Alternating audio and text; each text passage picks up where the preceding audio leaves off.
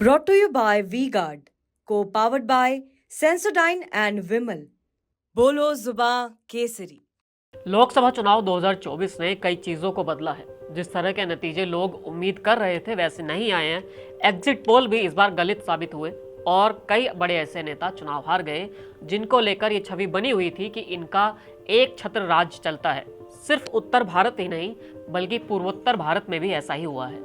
यहाँ से आने वाला एक बड़ा चेहरा जो अक्सर अपने बयानों की वजह से विवादों में रहा है वो भी चुनाव इस बार हार गया है। यहाँ हम असम से आने वाले बदरुद्दीन अजमल की बात कर रहे हैं। लगातार 3 बार के सांसद जो मोदी लहर में भी अपनी सीट बचा ले गए थे लेकिन 2024 के चुनाव में अपनी सीट गंवा बैठे। हेलो नमस्ते, चुनावी किस्से में आज असम के बदरुद्दीन अजमल की कहानी सुनते हैं।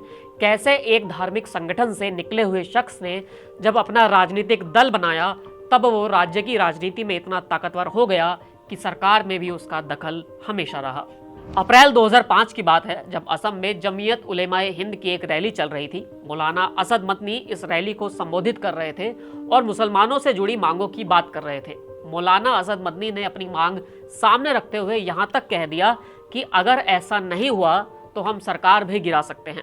कमाल तो ये था कि जब मौलाना असद मदनी राज्य की सरकार गिराने की धमकी दे रहे थे तब मुख्यमंत्री तरुण गोगोई और राज्यपाल अजय सिंह भी उसी मंच पर बैठे हुए थे। तमाम लोग इस बयान से हक्के बक्के रह गए, लेकिन ये उस संगठन की उस वक्त की ताकत थी और मौलाना बदरुद्दीन अजमल इसी संगठन की असम यूनिट के कर्ता धर्ता थे जिन्होंने इस रैली को आयोजित किया था। इस रैली के करीब 6 महीने बाद बदरुद्दीन अजमल ने एक राजनीतिक दल का गठन किया जिसे इंडिया यूनाइटेड डेमोक्रेटिक फ्रंट नाम दिया गया। असम में एक बड़ी आबादी मुसलमानों की है। बंगाली बोलने वाले मुसलमान भी बड़ी संख्या में हैं जो बॉर्डर इलाकों में बसे हुए हैं और इन सबकी नुमाइंदगी एक तरह से बदरुद्दीन अजमल ने अपने जिम्मे ले ली थी। यहाँ पर उन्होंने लोगों को एकजुट किया और जिस संगठन से अजमल निकले उसकी मदद और अपने राजनीतिक दल के नाम पर उन्होंने इस हिस्से को अपना वोट बैंक भी बना लिया। 2006 में बदरुद्दीन अजमल विधानसभा का चुनाव भी जीते, लेकिन 2009 में उन्होंने केंद्र की राजनीति का रुख किया।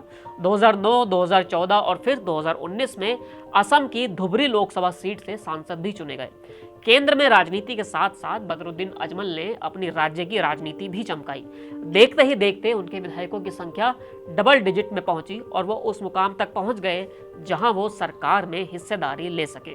कांग्रेस के साथ कई बार बदरुद्दीन अजमल की पार्टी आई, लेकिन बीजेपी ने हर बार इसे एक मुद्दा बनाया क्योंकि बीजेपी के अमित शाह हो या फिर हिमंत बिस्वा शर्मा, उनके निशाने पर हमेशा बदरुद्दीन अजमल ही रहे। लेकिन बदरुद्दीन अजमल की पहचान सिर्फ इतनी ही नहीं रही है। वो अक्सर अपने बयानों की वजह से जाने गए हैं जिन्हें काफ़ी हद तक भड़काऊ भी कहा गया है। साथ ही एक राजनीति से इतर बदरुद्दीन अजमल की पहचान एक बिजनेसमैन की भी है। उनकी गिनती देश के सबसे बड़े परफ्यूम कारोबारी के रूप में होती है। अजमल के पिता ने अपने गांव में खेती से शुरुआत की थी, बाद में उन्होंने अगर के पेड़ का काम किया और बाद में इससे बनने वाले प्रोडक्ट के काम में घुस गए। पिता ने परफ्यूम का काम शुरू किया, ये पहले असम में फैला और फिर देश में। मुंबई से लेकर देश के बड़े बड़े शहरों तक इस परफ्यूम के शोरूम खोले गए। बाद में दुबई समेत खाड़ी के बाकी देशों में भी ये कारोबार फैला। परफ्यूम के अलावा कपड़े का काम हो या फिर शिक्षा का क्षेत्र, हर जगह बदरुद्दीन अजमल का जलवा है। असम में उनके कई स्कूल कॉलेज चलते हैं और तमाम अन्य कारोबार भी हैं। लेकिन इस बार के लोकसभा चुनाव में बदरुद्दीन अजमल को एक झटका लगा। असम की धुबरी लोकसभा सीट पर बदरुद्दीन अजमल 3 बार लगातार जीत कर आए थे, लेकिन 2024 के चुनाव में कांग्रेस के रकीबुल हुसैन ने उन्हें हरा दिया। यह हार छोटी मोटी नहीं रही बल्कि बड़े अंतर से आई थी, क्योंकि इस चुनाव में कांग्रेस को 60% और अजमल को सिर्फ 19% ही वोट मिल पाए थे और इस तरह बदरुद्दीन अजमल के राजनीतिक सफर में एक ब्रेक भी लग गया। इस कहानी में इतना ही, फिर मिलेंगे एक नई कहानी के साथ। शुक्रिया।